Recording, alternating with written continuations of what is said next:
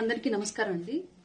ఒక నాయకుడిలో చిత్తశుద్ధి ఉంటే, చెయ్యాలి అన్నటువంటి తపన ఉంటే, సమాజం పట్ల బాధ్యత ఉంటే, ప్రజలు తనకిచ్చినటువంటి ఆ ప్రజాప్రతినిధి అనేటువంటి పదవి పట్ల గౌరవం ఉంటే, ఎంత పెద్ద పనైనా, ఎంత కష్టతరమైనటువంటి పనైనా, ఎన్నేళ్ల నాటి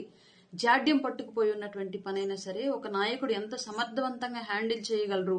ఎంత హృదయ స్పందనతో ఆలోచించగలరు అనేటువంటి విషయాన్ని మనం గమనిస్తే దానికి బెస్ట్ ఎగ్జాంపుల్ గా నిన్న పవన్ కళ్యాణ్ గారు చేసినట్టు ఒక పనిని మనం చెప్పుకోవచ్చు. నదిని దేవతగా పూజించి పుణ్యస్నానాలు చేస్తున్నటువంటి భారతదేశంలో ఇవాళ ఎన్నో నదులు మురికి కోపాలుగా మారిపోయిన విషయం మనందరికీ తెలుసు. ప్రజల్లో ఏర్పడ్డటువంటి నిర్లక్ష్యం, పారిశుద్ధ్యంలో ఏర్పడ్డటువంటి లోపం, పెరిగినటువంటి పారిశ్రామికీకరణకి ఇచ్చేటువంటి అనుమతుల్లో పెరిగినటువంటి అవినీతి, రాజకీయ జోక్యాలు, ప్రజల ప్రాణాల పట్ల రాజకీయ నాయకులకు కానివ్వండి, పారిశ్రామికవేత్తలకు కానివ్వండి, వ్యవస్థలకు కానివ్వండి ఎలాంటి గౌరవం లేకపోవడం, ఈ రోగాల మీదే డిపెండ్ అయ్యి ఎంతో మెడికల్ వ్యవస్థ విస్తరించడం, వేలాది మంది ప్రాణాలు క్యాన్సర్ తోటి, లివర్ సిరోసిస్ తోటి, ఇంకా ఎన్నో కలుషితమైనటువంటి వాటర్ తాగడం వల్ల ఎన్నో విధాలుగా ప్రాణాలు పోతున్నటువంటి విషయం మనకి ఇప్పటి వరకు తెలుసు, చూసాం కూడా. ఎన్నో రకాలుగా కాలుష్యం ఏ విధంగా కోరలు చాచి విస్తరిస్తూ ఉందో ఆంధ్రప్రదేశ్ లో కానివ్వండి, భారతదేశంలో కానివ్వండి, నదుల ద్వారా మనకు తెలుసు, నీటి ద్వారా మనకు తెలుసు. అట్లాంటి పరిస్థితిని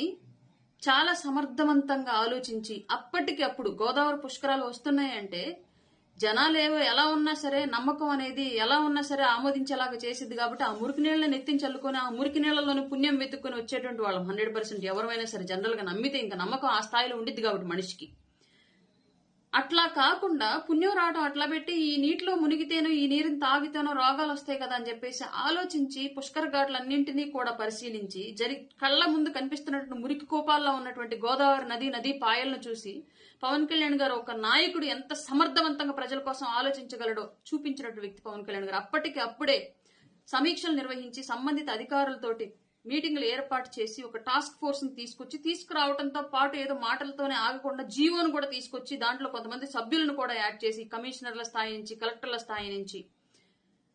అందరిని ఏర్పాటు చేసి ఇమ్మీడియట్ గా ఒక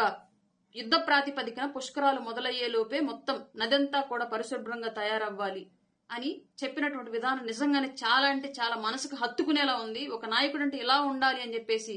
రాజకీయ భవిష్యత్ తరాలు ఆలోచించే విధంగా పవన్ కళ్యాణ్ గారి యొక్క పరిపాలన, ఆయన వ్యవహార శైలి ఉందని చెప్పడంలో ఎలాంటి సందేహం అక్కర్లేదు. ఇది ది బెస్ట్ ఎగ్జాంపుల్ అంతే. అలాగే నా విన్నపం ఇంకోటి, స్థానికంగా ఉన్నటువంటి ప్రజలు కూడా పవన్ కళ్యాణ్ గారు తీసుకున్నటువంటి ఈ నిర్ణయానికి సహకరిస్తూ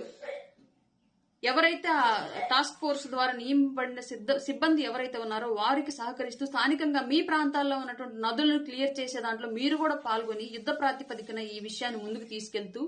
మరి గతంలో మనం ఎప్పుడో చూసినటువంటి, మేము చూసామో లేదో తెలియదు, మాకు ఊహ తెలిసేటప్పటికి నదులు కలుషితం అయిపోయినాయి. ఎప్పుడో మా అమ్మమ్మల తరాలు చూసి ఉండొచ్చాం బహుశా శుద్ధమైనటువంటి నదీ జలాలను.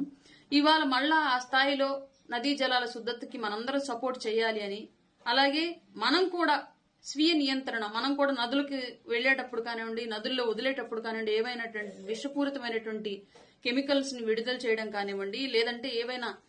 అపరిశుభ్రమైనటువంటి అంశాలను మనం దానిలో పాటించడం కానివ్వండి, లేదంటే ప్లాస్టిక్ ని ఎక్కువ నదుల ద్వారా వర్షం పడ్డప్పుడు మోర్ ఓవర్ ఎక్కువ మన డ్రైనేజీల ద్వారా వాటర్ పొంగేసి ఆ వాటర్ లో ఉన్నటువంటి